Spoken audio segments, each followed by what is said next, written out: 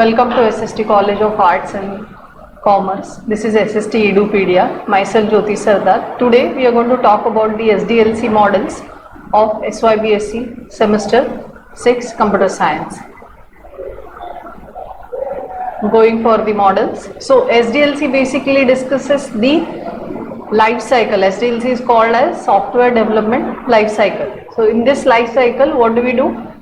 How the project should be developed? There are various steps that are there, okay, and those steps are from different models. So today in this presentation we are going to cover only 3 models, that is Waterfall Model, Prototyping and RAD model. The rest of the models we will see on the next PPT.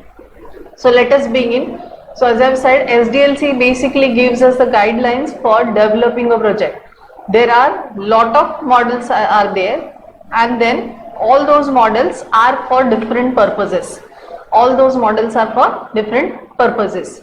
Every model is going to have its own terms and conditions and as well as strength and weakness. Let us see them one by one. So first of all, SDLC is a framework that describes the activities performed at each stage of the software development project. Fine. So first model, that is the Waterfall model. It's called as a linear sequential model. Ideally, in each and every model, there are following steps that are depicted in the diagram. That is nothing but requirement, design, implementation, test, installation, maintenance. So these are the steps that are going to be default in each and every model. But every model has its own technique or strategy to take the data or skip one of the phase from this particular set of steps. So instead of calling those as steps, those are called as phases, because it does have a lot of activities to be done as part of this activities. So first, the Waterfall model. Here for this particular model, the requirement has to be clearly stated. If the requirements are very well known in advance, then only we can go for this particular model, that is Waterfall model. So in design, we should know what is going to be the data structures that we are going to use, how we are going to use the interface, what are going to be the algorithmic details, how the software architecture is all about going to look like. Then in implementation, we actually go for designing the software.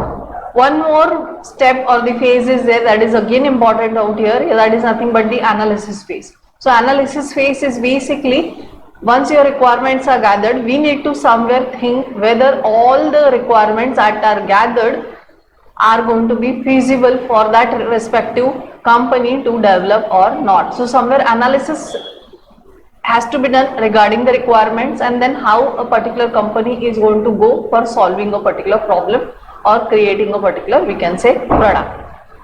So the strength that are there, that is nothing but of the Waterfall model. As I already said, it's a sequential model. After one step we have the next step, so it is very easy to understand. It provides a very well structured steps, so it is also very good technique for the inexperienced staff. Then it's make sure that the requirements are stable, hence it is going to be developing a software in a better manner.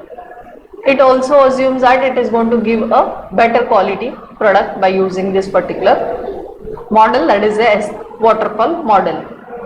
Then there are following that are, we can call it as a drawbacks that are there of the Waterfall model. So first requirement straight away is we have to have the requirements clearly stated. If somewhere the requirements are not stated clearly, we should not be using this particular model. Then if the progress has to be seen, the progress cannot be monitored throughout the, we can say, various phases. So it gives a false impression of the progress. It does not reflect the problem solving nature of the software, that is iteration of phases.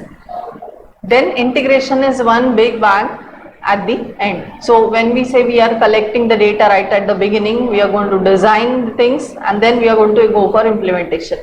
So later on, if we find that somewhere our design is wrong, then implementation has to be wrong. So somewhere there is no revert back step that is present, and then very less opportunity that is there for the customer to view the product, because till the deployment, till the installation, the software is not available to the customer. So these are what the drawbacks of the model that is used, that is your waterfall model. So basically, when this model should be used, it should be used when the requirements are very well known, okay, and then the product definition is stable, the technology is very well understood, and it's a new version of the existing product. Is it fine? Or we can say we are moving our software from one platform to another. So this is a place where we can use the waterfall model. Then the next model that is there, that is called as your prototyping model. So when we say we need to draw somewhere the rangoli, okay, if you have to draw somewhere the rangoli, what do? We start putting up the dots, and then over to those dots we create the rangoli. But if somebody gives us a template, okay, if somebody gives us a template, then what we have to do? We have to simply spread the rangoli over to that template, and then easily we can draw the rangoli. Is it fine? Same concept as nothing but your prototype. Somewhere a prototype has to be created, and then the prototype is evaluated by the end user. It is nothing but, you can call it as a skeleton that is created for a project. Okay, it is somewhere what? A skeleton that is created for the project. So by looking at the skeleton, by looking at the structure, users will give corrective feedback, and developers further will refine the prototype. So prototype will say that somewhere it's a template or it's a skeleton that is created of the system, and that skeleton is given to the users, and then users feedback is taken over. When the user is satisfied, the prototype code is brought to the standards of a final product. Then these are the steps that are followed. So a plan is developed, and then a high level plan is also created. Then the partial requirements are specified. So over here we need not have the complete requirements, but if we have a partial requirements, we can go ahead. So the prototype is built with basic critical attributes. That is very important. That is, with the basic and the critical attributes, the prototype is created. The designer builds the database, the user interface, the algorithmic functions. So ultimately the product has to interact with the database. No doubt every product does not have the database to be used, but wherever it is there, the database design will be created, that design will be discussed with the client, and then the user interface can be also very much useful for the user. The designer demonstrates a prototype, the user evaluates for problems and suggests the improvement until the user is satisfied.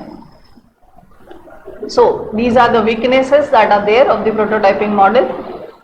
Tendency to abandon the structured program development for code and fixed development. Okay, that's the first we can say the drawback that is there. Then bad reputation for quick and dirty methods.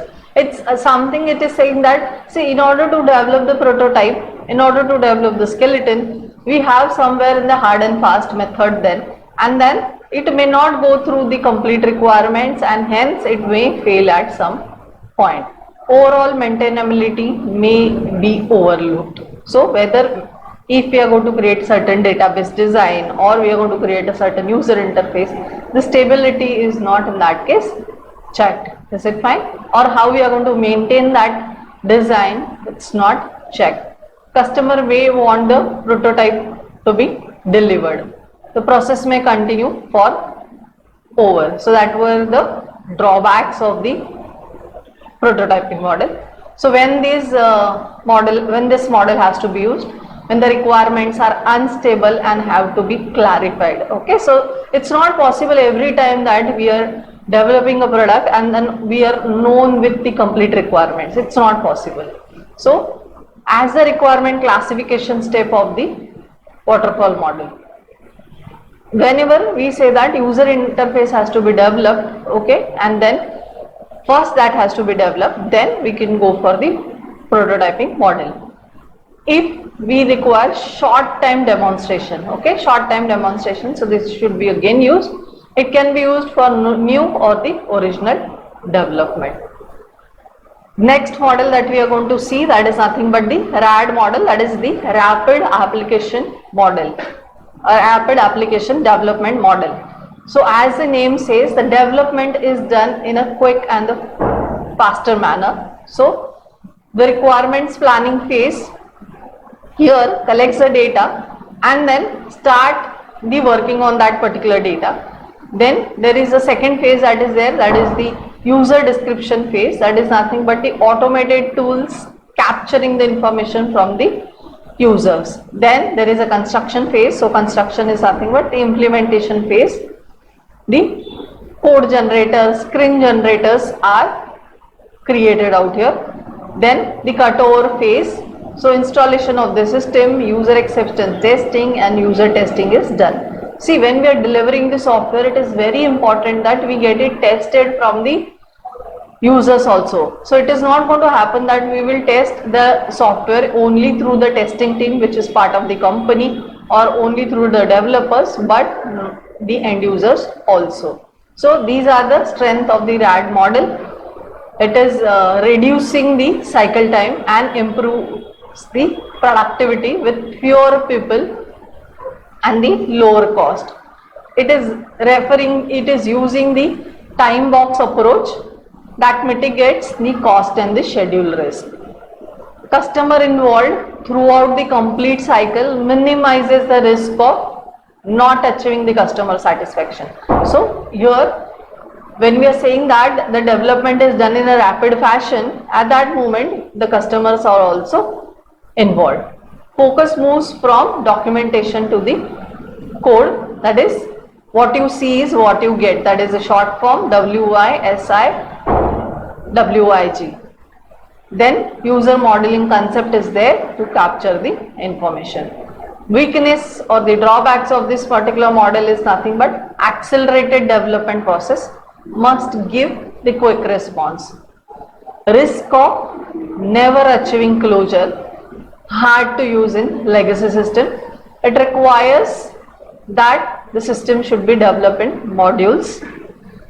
So when we say that we are going to develop a system, it has to be developed in modules, right? But in RAD it doesn't happen. So developers and customers must be committed to rapid fire activities. This is very important, that is developers and the customers must be doing the task of what? The rapid fire activities.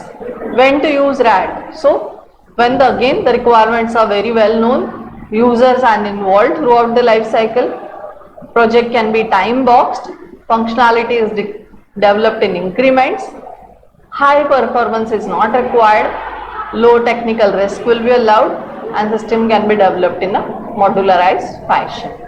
Thank you one and all.